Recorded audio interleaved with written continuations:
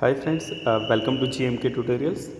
So ఈరోజు మనం previous 2 marks questions digital signal ప్రాసెసింగ్లో ఉన్నటువంటి ఇంపార్టెంట్ క్వశ్చన్స్ని మనం స్టడీ చేస్తున్నాం. So in that first question is nothing but what is meant by radix four FFT. Okay, what is meant by radix four FFT. So the answer for that is a 2 marks question only. Okay, so when it is assumed to be a power of 4, okay, suppose if we consider n is equal to power of 4, that can be represented as n is equal to, in terms of n is equal to 4 power m format. Okay, so it becomes a radix 4 FFT. When if you consider n is equal to 16, 16 can be represented as 4 square. Here m is equal to 2. Okay, I think you guys also you have to remember, in case of the 2-point radix 2 FFT algorithm, suppose if we consider n is equal to 8, it can be represented as 2 cube, right? Here 2 means that base 2. Here base is also called as a radix. So where in the case of a radix 4 DFT, a radix 4 FFT algorithm also, the base is equal to 4. So that's why it is called as a radix 4 FFT algorithm. So the given sequence x of n can be decimated into 4 sequences of a length n by 4. That means the given sequence can be divided into 4 parts. Okay, the length of the sequence can be divided into 4 parts because of doing the 4-point sequences. So in that, the first sequence consisting of a samples x of 0, x of 4, x of 8 and x of 12. Okay, so after that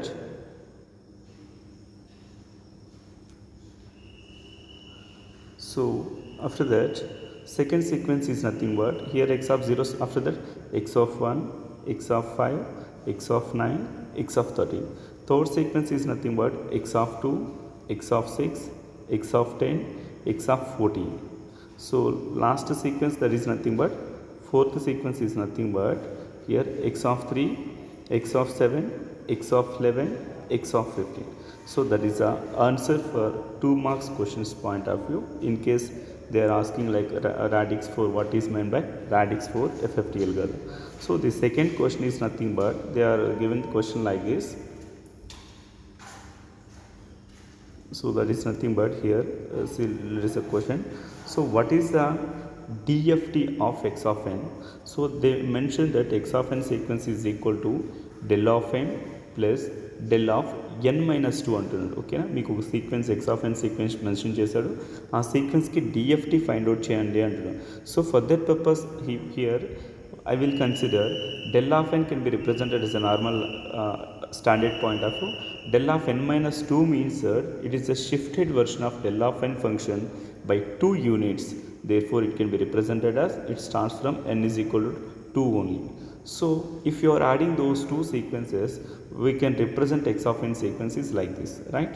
So because of x of n, del of n is existing only at n is equal to 0. So second sequence is nothing but only exists at n is equal to 2 because of del of n minus 2 means that it is a time delay. Okay, it is a time delay signal by 2 units. So this is the x of n sequence representation. Okay, now if we consider the length of the sequence because of 0, okay, 0, 1, 2, okay, therefore total length of the sequence capital N is equal to 3 here. Okay, as well as if you know that general formula for x of k is equal to summation n is equal to 0 to n minus 1 x of n into e power minus j 2 pi by n into kn. Okay, so here k goes from 0, 1 up to n minus 1. Here n is equal to 3, therefore k starts from 0 to 1, 2, k goes from 0, 1 up to 2 values only. Okay, so now we have to substitute it, we have to calculate the 3 values, that is nothing but x of 0 value, okay, and x of 1 and x of 2 value. So here let us see first value. Here x of 0 means that here just this is a general formula for this one, x of 0.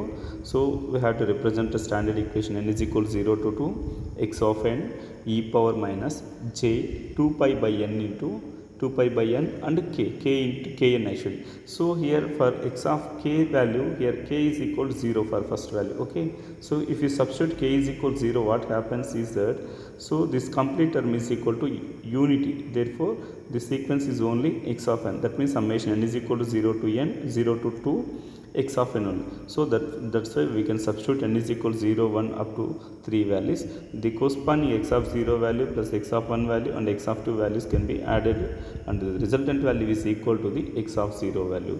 For x of 1 sequence is also same thing. We have to substitute the k value is equal to 1 in the exponential term. It can be represented like this.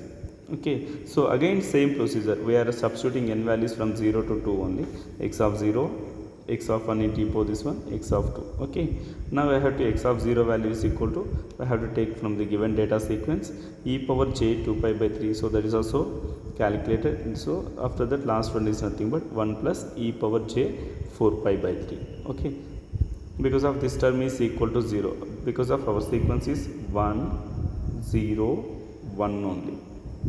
Okay, so this is a given x of n sequence. Okay, so third one is nothing but for x of 2 value, n is equal to 0 to 2 x of n e power minus j 2 pi by 3 into, here k value is equal to, that's why I will substitute k is equal to 2 here. So that means it is equal to 4 pi by 3. Okay, 4 pi by n into 3. So x of 0 is initial value normal, and x of 1 into e power j 2 pi by 3 into 1 into whole square, sorry 1 into 2, and x of 2 into e power j 2 pi by 3 into 2 into 2, because of n value 2 and k value is also 2. So after that what happens is that, here also same thing, x of 0 value 1, this value second value is obviously equal to 0, and third value is equal to the 1 into e power minus j 6 pi by 3. So we have to calculate. So if you want to further, if you want to do the further simplification, just you have to substitute the e power minus j 6 pi by 3, that value can be represented in the form of a cos 6 pi by 3 minus j sin pi by 3, and you have to give the corresponding data also. So that is also one type of a representation. Okay, so that is the scenario here. So there is an answer for the second question. So let's move to the next question. So what are the advantages of fast Fourier transform algorithm? So fast Fourier transform valla advantages enti antunna. So the fast Fourier transform main advantage is nothing but computation time is required to compute the discrete time Fourier transform. That means fast Fourier transform reduces the computational time to calculate the DFT. So that is one of the greatest advantage compared to the discrete Fourier transform. Okay, in case of the discrete Fourier transform, we have to take the each and every value, we have to perform the each and every multiplication, totally we can get the total value. So at that time it needs more number of multiplications and more number of addition, therefore it leads to the circuit is also very complexity. At the same time, if you are using the fast Fourier transform algorithms, obviously it reduces the number of complexities, number of complex multiplications and the number of complex additions. Therefore, it reduces the total number of the count in the hardware also. Therefore, it is also one of the advantage point of it, right? I think it is very clear, guys. Okay. So after that, the fourth question means mention the advantage of FIR filters. Okay, what are the advantages of FIR filter? Here FIR filters means that in our previous discussion also we done one video on the FIR windowing technique. So the main purpose of FIR window is nothing but a linear phase. Okay, and second thing is nothing but a FIR filters are stable filters. Okay, FIR filters are stable filters. Third one is nothing but FIR filters can be realized both recursive as well as non-recursive structures also. Okay, so that is also advantage of the FIR filters. So coming to the next one, fourth one, FIR filters with any arbitrary magnitude response can be tackled using the FIR frequency. That means FIR filters can be used for tracking the any arbitrary magnitude response. Okay, using a FIR frequency. So that is nothing but advantages of FIR filters. Okay, coming to the next question. and as well as we have to discuss the disadvantage also. That is nothing but it needs more order, more it needs, that means in case of the FIR filters also one drawback is there. But if you go for the, that is nothing but, suppose if you are designing the one circuit with the help of a IAR filter, it needs around 2, let us consider second, it needs a 2 delays actually. But if you are using the FIR filter, if you want to design the same structure or same design, it requires more number of filters or more number of order, okay, more number of delay elements, okay. That's why it is also one of the drawback. As well as it requires a large storage requirements also, okay. In case of the FIR filters, it requires more storage elements also. So third one is nothing but powerful computational facilities required for the implementation. That means in case of the FIR filters, it requires a more computational filters facilities are required for the implementation. So that is also one of the disadvantage that have FIR filters. So next one, what is the main disadvantage of the direct form realization? So in the direct form realization, it is also having a certain kinds of the limitations. That is nothing but, first one is nothing but number of delay elements is more than the order of the difference equation. In case of the in case of the direct form realization, it requires a more number of delay elements, okay, for the designing of the difference equation. That means the order, it is a more require greater than the order of the equation also. Moreover, it lacks the hardware flexibility, okay, it lacks the hardware flexibility. So it requires a more memory. In case of the FIR filters, FIR filters also we are designing the direct form realization. In case of the direct form realization, it requires the more number of delay elements are required. So it is also one of the drawback actually, that therefore it leads to the cost of the devices also. So next one is nothing but chances of instability due to the quantization noise. So the quantization noise is also one of the most important parameter. So it leads to the instability, okay, because of the quantization noise, it leads to the instability. So those are the some disadvantages in case of the direct form realization. So coming to the sixth point of view, what is the relation between S and Z plane in the bilinear transformation? So question em adugutunante, analog domain ఫ్రీక్వెన్సీకి digital domain ఫ్రీక్వెన్సీకి ఉన్న relation ఏంటి in case of the bilinear transformation? This bilinear transformation technique generally used for just converting from analog to a digital format techniques, okay. So in that one we know that the general standard equation for this one is equal to h of s is equal to b by s plus a. So this is the general equation for the transfer function in the analog domain. At the same time, if you go for the digital domain, it can be h of z is equal to b by 2 by t into 1 minus z inverse by 1 plus z inverse plus a. That means here s is equal to, here we know that the s value is equal to 2 by t into 1 minus z inverse by 1 plus z inverse. Just you have to substitute the s value in this equation, okay. That equation can be represented like this, okay. So therefore h of z is equal to, from this if you are finding the h of z value, obviously that is equal to h of z is equal to this is the, so it is also one of the relation we have, that is equal to omega is equal to 2 by t, omega is equal to 2 by t into omega is equal to 2 by t into tan of omega by 2. So that is also one of the relation that is present in case of the bilinear transformation technique, okay. So coming to the next one, so that is nothing but mention a few applications of a multi-rate signal processing. It is one of the most important question from the 5th unit, guys.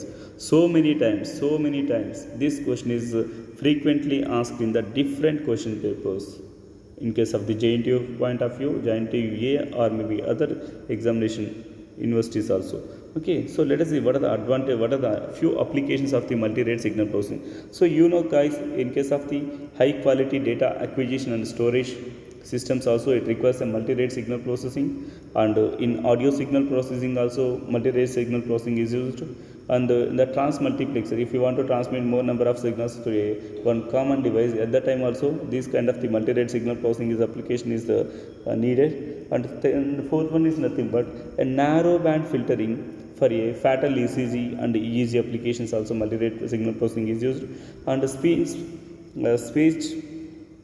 processing to reduce the storage point of view also it need. So that means multi-rate signal, these are all the different application and areas of multi-rate signal processing. Okay, so next one, what is the use of anti-imaging filter? Okay, the anti-imaging filter means that, so it is also called, it is used in the interpolation point of view. So this is nothing but x of n, the interpolator, and v of n, the output is passing, output is given to the h of n. So this h of n produces the output y of n. This h of n frequency domain representation is like this. Okay, so that existing from minus pi by 2 to plus pi by 2, it is unity of 1 actually. So a low pass filter with the cutoff frequency fc is equal to pi by l. Okay, the low pass filter having a cutoff frequency fc is equal to pi by l is used after the upsampler. So it is used to remove the image spectrum, is known as the anti-imaging filter. So the anti-imaging filter main purpose is nothing but, in case of the interpolation, due to the by adding the different number of padding of zeros to the in between the successive samples, it generates some copies of images to the original image. Therefore we don't require this kind of the copy of original data. So that's why it leads to the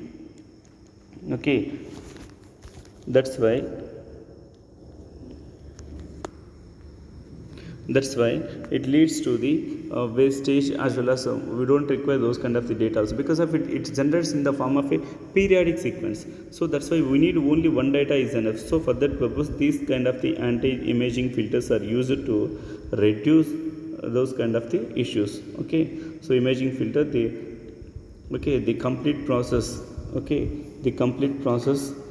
upsampler and filtering is known as the interpolation process. Okay, so that is the answer for what is the use of anti-imaging filter. The main use of the anti-imaging filter is used to remove the image spectrum, okay, is known as an anti-imaging filter. Okay, so that is the 8th question. Coming to the 9th questions point of view, sketch the first order signal flow graph for a IIR digital filter. Suppose if you observe this one, this is a first order equation, because of consisting only one delay element also here. Okay, so this is a standard equation, let us consider like that. So this kind of the block diagram of the first order digital filter, this digital filter can be represented in the form of a signal graph, that is here also. So here the adder can be adder and summing points can be represented, adder and summing point both are same. So these points can be represented in the form of a nodes actually. Okay, the branches can be represented as straight line with the corresponding weights, as well as delay element also can be represented in the form of one straight line with respect to the weight of the z power minus 1. Okay, so this is a input node is also called as a source node. The output node is also called as a sink node. Okay, so this is a representation here. This dotted is replaced with this point, and middle point is also can be represented like this. Third one is nothing but like this. Okay, z inverse can be represented one straight line actually. Okay, so this point we are splitting the values, okay, in this direction. So what about the value of v and what about the value of v1 can be added to the corresponding adders also. Okay, so that is just a signal flow graph, guys, signal flow graph of IIR digital filter. Okay,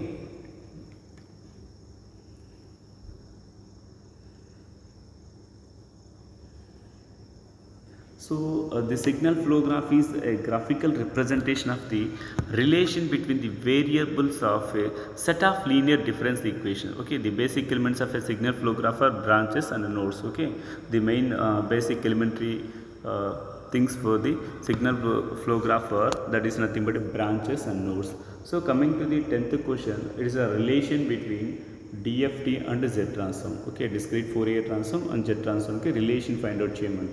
So from this here, guys, so we know that generally x of k is nothing but discrete Fourier transform equation, that is nothing but x of k is equal to summation n is equal to 0 to n minus 1 into x of n e power minus j 2 pi by n into kn.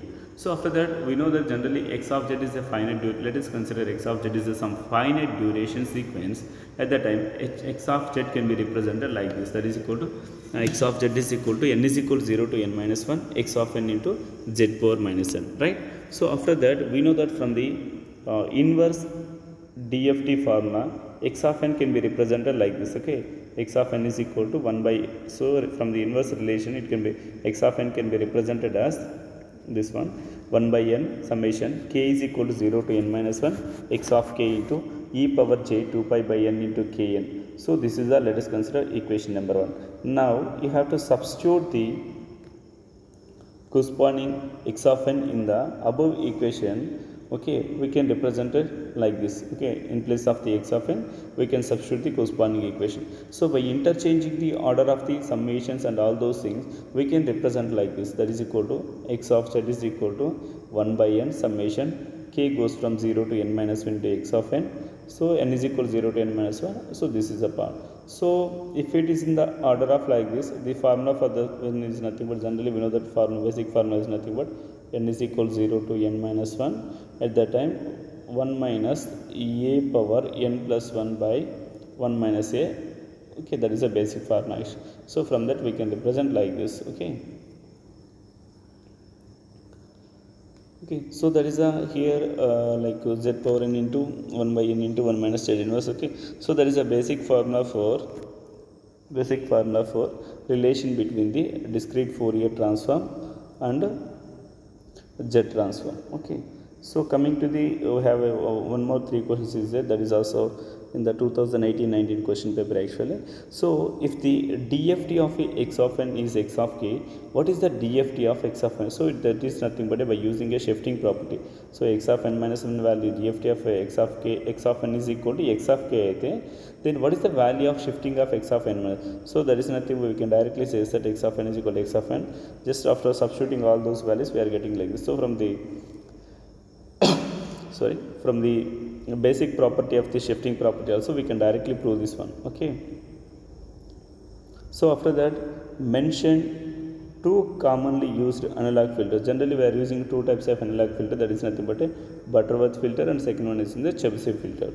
And third question is nothing but how many computations are required for finding the 1024 points of the DFT using FFT algorithm. So in that case, so total number of n is equal to this one, and 10 can be represented as 2 power 10 format. So total number of additions required is equal to n log n base 2, that is equal to n value is equal to 1024 into log 2 base 2 whole power 10. So that value is gives right to 10240. At the same time, total number of multiplications required is equal to n by 2 into log n base 2. So it is also same thing, just substitute the value of n and we can get the remaining total number of multiplications, okay?